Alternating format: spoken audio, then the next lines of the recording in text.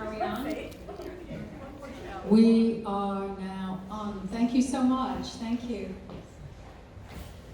I'm Nicole Burton, the producer of this beautiful show by Crystal Adaway, still. And I have a few questions for Crystal.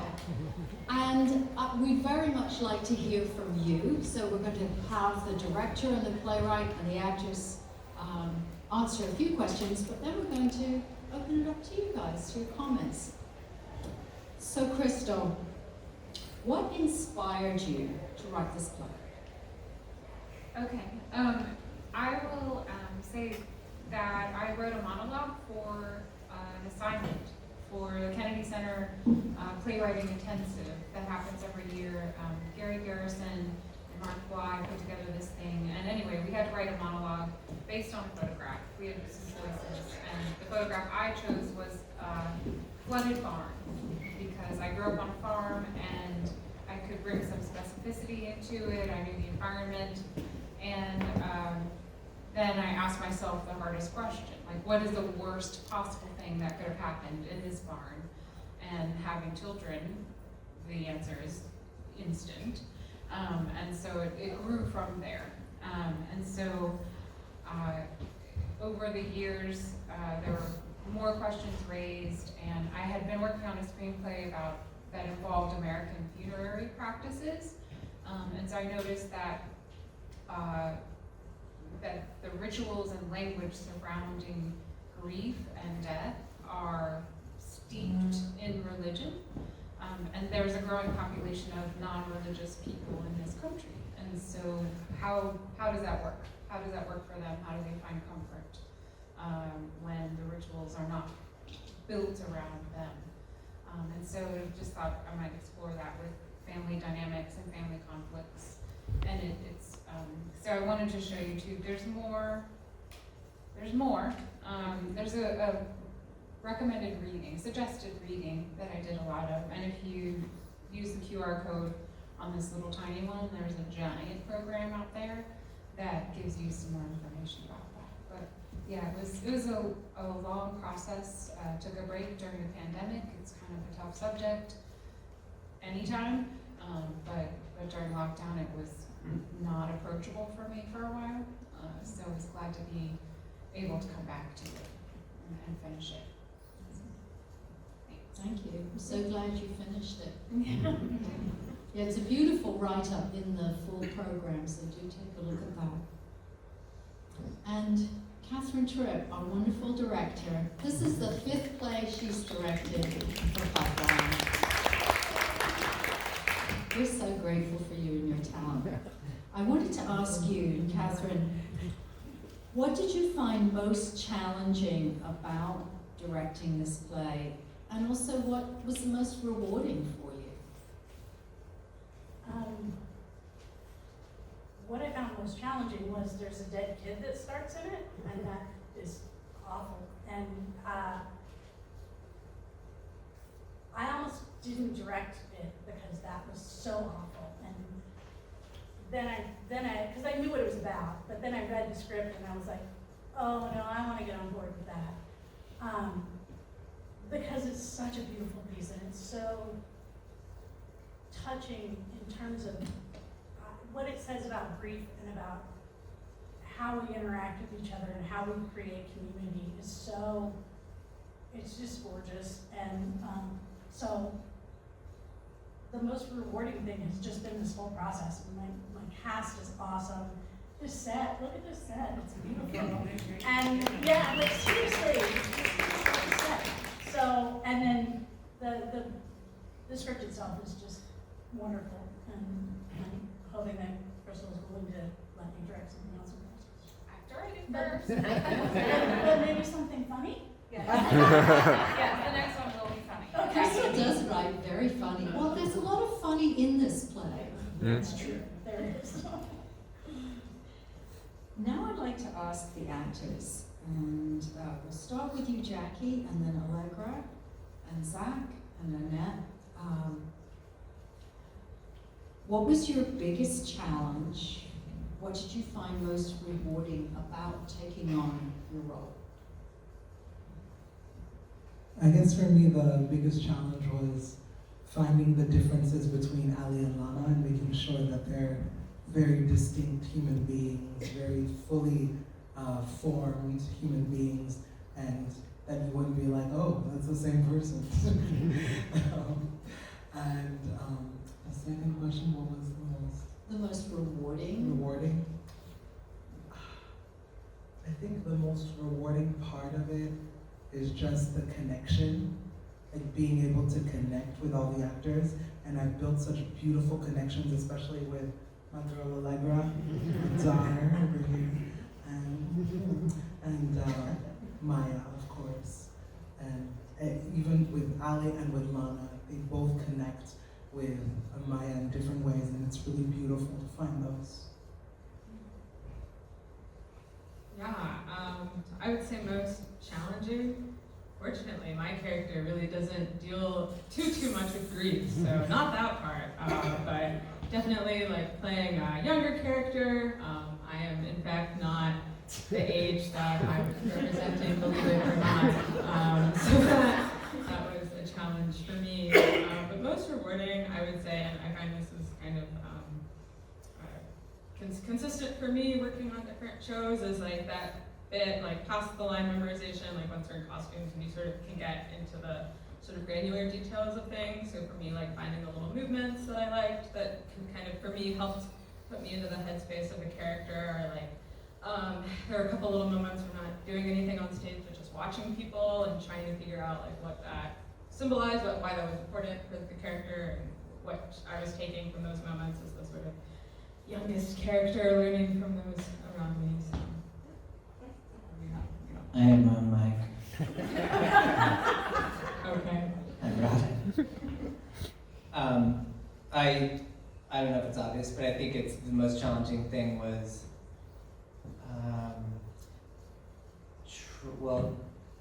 connecting with the moment with this character, with the character who has a child who died, and how I can like connect with that emotionally or intellectually separated from it, but portraying it as an actor was like, do I imagine it through something with my own child?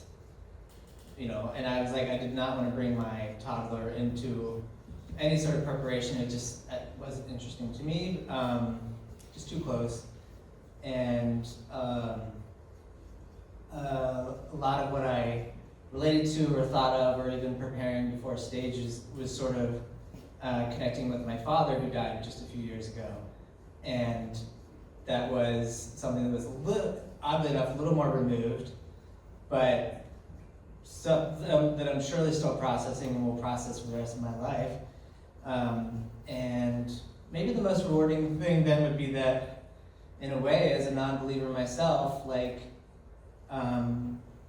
you think it's just like a blackout, maybe, who knows, we don't know what happens when we've left our bodies, but having conversations with my dad, envisioning it in what I think would be a healthy way, but connecting with that through that as something to feel more connected to the process that Matt and Maya and Evelyn are going through especially, was in a way more rewarding and in a way that I've been able to reconnect with my dad.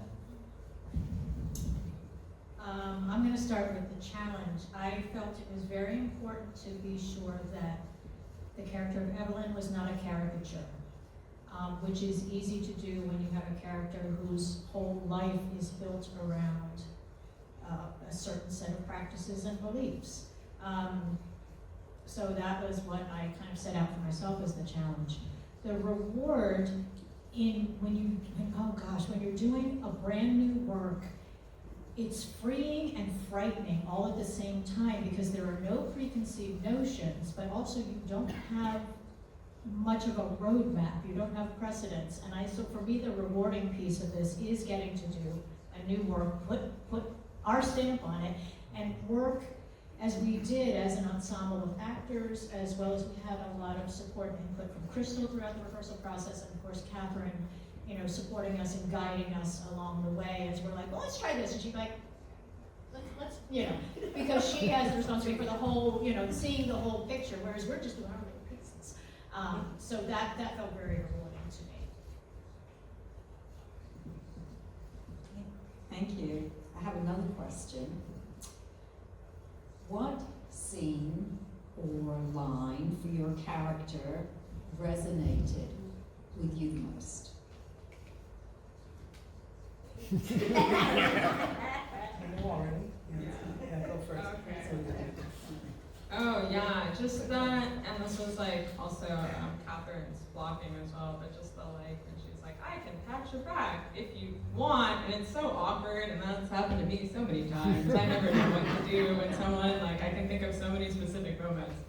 I'm just the worst at like comforting people, and do you want a hug or like a pat, like when you tell me what to do, so that's like probably mine. Do one more time. I was talking to Crystal about this a little bit yesterday, but I think the line when Matt is talking to Maya about his moment in the shower and collapsing, I feel like he had certainly hidden that for a while, for days, and the line of, the simple line of, I didn't want you to know, was something that I think, I do it in partnership where it's like, if you know that you're both at, like in a tough spot or something, it's really, you can't support the other person. Or it's hard to support the other person if you need support, and everyone needs support, no one's there to like ground anything. And I think that Matt has been sort of faking it and for the support of Maya and his partner, and that certainly was something that he hid out of shame, out of what he thought would be something that would keep the partnership strong. And in that moment is where he finally is like, you know what, I have to tell you this thing. Probably knowing that Maya would catch him and support him. I'm gonna use a line of Maya's. This is why I brought this out, Catherine. Because I want to do justice to Crystal's lines. And this is towards the end as we do the walkie-talkies. Evelyn and Maya are walkie-talkies. And Maya says, pretty much all human beings on the planet share the same basic values. And that really strikes me just because, within families, within neighborhoods, within religion and politics and the world and we seem to be highlighting our differences. And perhaps the way to reconcile those things is to find those core values, find those core things, and say, yes, we agree on these, so now having, talk about rainbow and unicorns. And, that really resonates with me. I feel like so many lines hit in this play, but if I have to choose one, it would be my heart explodes from my chest and shatters like a crystal vase on the floor. And the imagery of it is just beautiful.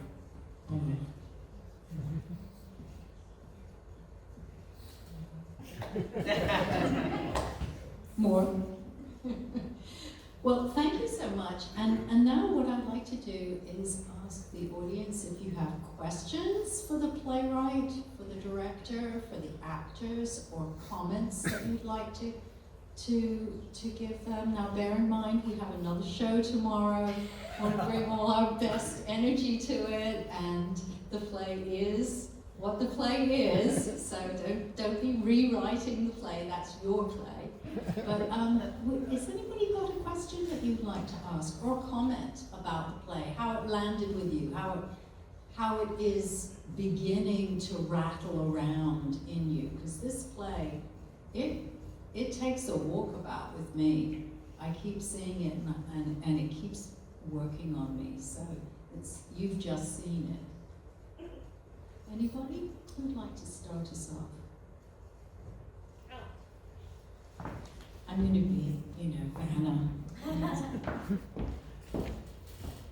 Okay, Crystal, I want to know if there was a part that you had to rewrite several times as a writer that really kind of stuck in you until you got it, like, That I just had to perfect. rewrite? Well, I know you had to rewrite a lot of them. I know, Yeah. as a writer, you rewrite and rewrite. But was there a certain scene that was like, it had to be tweaked more than you thought it would be? Yeah, the one that comes to mind most is the first kitchen scene with, they just come back from the grief group, and now what? That was like, okay, now what? How are they going to respond respond to each other, what's gonna happen, what are they gonna bring up. And for the first couple of drafts, several drafts, there was no, there was an urn at their house, but I never thought about how it got there.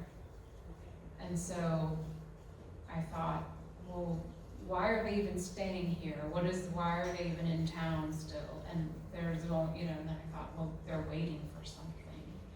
And that's what they were waiting for. And so when I added that, and it gave the character of Matt more in that scene, and it added more to the weight of the stairs and the feelings of guilt, and it gave them a reason to go home. And so that's the scene that I tweaked the most. And then Jackie's beautiful poetic monologue, I'll take credit for it. It used to belong to somebody else. It used to belong to Evelyn. And when I had a reading last fall, the brilliant actor who played Evelyn talked to me after, and she said, this doesn't feel like something Evelyn would say. And I'm like, why not? And she's like, it's just not, it's not her. And so I took that to heart. I'm like, well, I really love this speech. Who am I going to give it to? Somebody's going to say it. And so you were it. It had to be you. And so, those were the two things. But thank you. That's a cool question. Other questions, comments? Did you have one? So this is a comment, not a question. I just found the whole thing very touching, and obviously grief is something that we all share eventually. But I found it to be very therapeutic, and I know you're streaming it, and in my mind I kept thinking, well, gosh, there's so many websites out there that wouldn't it be great if that could be available for people going through grief to watch. And then my other comment is I truly value the importance of rituals. So it kind of to me completed everything when you ended on that, because I do think that's a real important part for people to share. Thank you. Thank you, Carol. Michelle.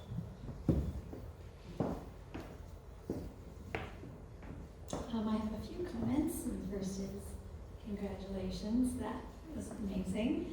And I now feel like I have more questions than I had before. So much to think about because it was so thought-provoking. And I don't know the behind-the-scenes process for the actors and the directors and the producers. I don't really understand that. So I keep thinking, wow, how did it get from an idea, a kernel of an idea, to something written on the page, then to the lines in the show, and then to the whole set design and the sound and the lighting and the lines and the characters. It's really quite amazing to think about all of that went into that. But the other thing I kept thinking is, I wanted to write down some of the lines because they were so powerful, and I thought, I need to get the script because I want to read it again. Or not read it again because I didn't read it, but I want to hear the lines again in my head and read it to appreciate the beauty of the language, because there were so many words of wisdom in there that I want to be able to revisit.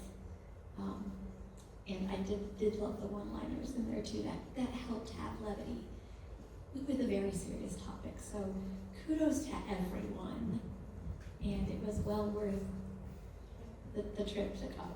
6 hour trip. Are you the people from Ohio? Yes. Yes! Let's give a round of applause. Thank you so much. And you can talk to the playwright about the script. She knows where it is. Other comments? Questions?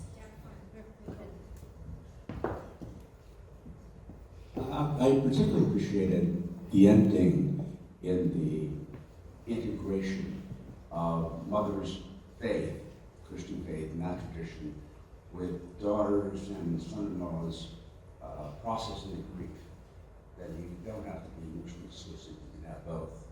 And I think that the ritual is very, very important to us. There's a lot of research about that as well, but that was just very compelling. It brought the whole thing together, if you will, and caused some emotional response to that. So, well done, well done. Thank you. We have time for one or two more. It's actually hard for me to talk about it because I just lost my cousin, and they did a Zoom funeral, and I just think that this is something we don't really talk about enough because I have 2 sons and I have a husband, and it's hard to talk about it. So it really is good to see something about it because it opens up the conversation, which I'm thankful for because it's good. Thank you. Thank you. I'm glad you say that because we did another talk back last Saturday and we had a panel of death experts. We had a humanist chaplain, Emerita. She was the chaplain at Columbia University in NYU for years. We also had the artist Patricia Dubrov, who has worked with seniors in the field of art and supporting them, and also moderates something called a Death Cafe, which is part of the death positive movement where really we want people to have a forum to be able to talk about death, and all kinds of questions, practical questions, philosophical questions, not necessarily grief therapeutic support, but it is therapeutic to be able to talk about it.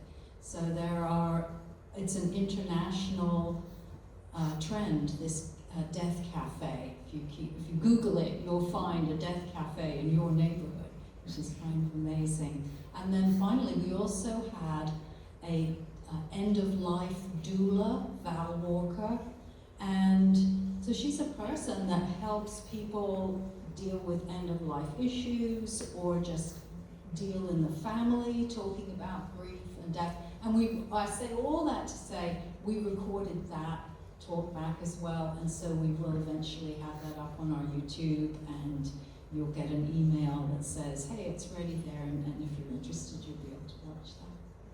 Thank you so much. You want one more? Anybody like to? Do we have time for that other question for the actors? Yes, we Good. do. 'Cause Yes, I we want do. to hear this. I have one more question. Favorite color? And that is,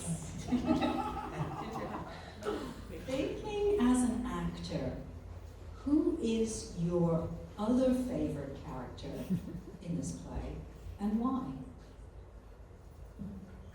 Go ahead, Jackie. Yeah, I feel like my favorite character is the one who's probably the most opposite of me, which is Jane. I just think it's such a I think it would be very easy to play the role in a sort of black and white way. She's just kind of awful to Maya in different ways, but I feel like Jessa brings a lot of nuance to it, and I think finding those moments of nuance, it seemed very challenging, and so she's not here for me to tell her this, but go Jessa. I feel like that's a great character, and go Crystal for having those moments of nuance in the role.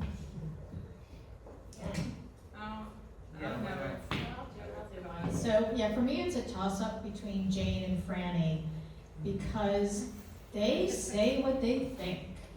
They are not afraid to say what's on their minds, whereas everyone else kind of closes off somewhat.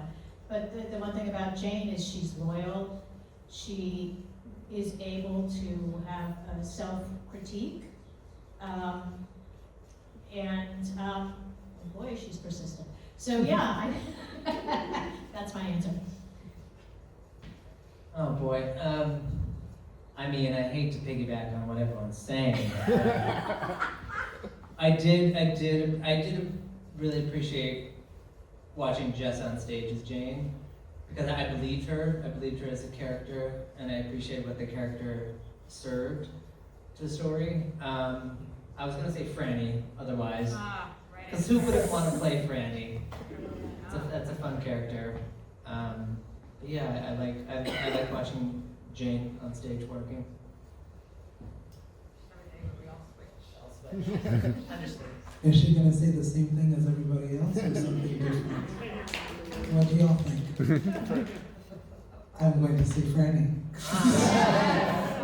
Yeah, I do love Jane, but I actually love Franny for the fresh of breath air. English is my second language. Is really awesome. Breath of fresh air that she is, and I love all the colors. You know, the colors that she brings. The way that she interacts so openly and, you know, without hiding herself at all. And just with so much empathy and compassion. Yeah. Go Franny. Like a sequel, like a post No, high school Ali thing, sequel, and then we can talk about I'd like to give the last word here to the playwright, who may have something to say about the character of Jessa Oh, and how yeah. she The evolved. character of Jessica. The actor. It's not like I haven't called you that. To the character of Jane, so. Yeah, it's, well, Catherine and I, Jane is a different character than the script originally called for. In age, she was a contemporary of Evelyn, and so, but the actor that we found to play Jane is not a contemporary of Evelyn. And so they worked together to figure this out. You can take over. Okay. We talked a lot about how would Evelyn have a best friend who is the same age as her daughter. And so Jessa and I talked a lot about, you know, and you too, just about who, the backstory that I came up with was that Jane moved into town about the same time that Maya's really like, I'm leaving this podunk town. And so she serves sort of as a surrogate daughter for Evelyn. And so there's a little bit of jealousy between the two of them that I think when Jane was older, obviously that wouldn't have been there, but it was just, you know, I like her being the contemporary Evelyn. I think it works really well. Yeah, we've had conversations about that. So it's, going forward, as a revision I'm making to the script, that's one of the great things about it being a new play. I can change it. And this, the nuances, the layers, the complexity of the competition and the contemporaneous, growing up in similar circumstances and making totally different choices is much more interesting than having her be a contemporary of the mother. So, yay! Yay! Thank you so much. Thank you.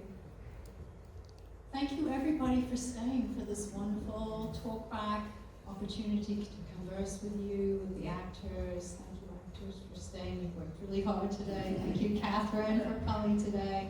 And of course to Crystal. Thank you everybody.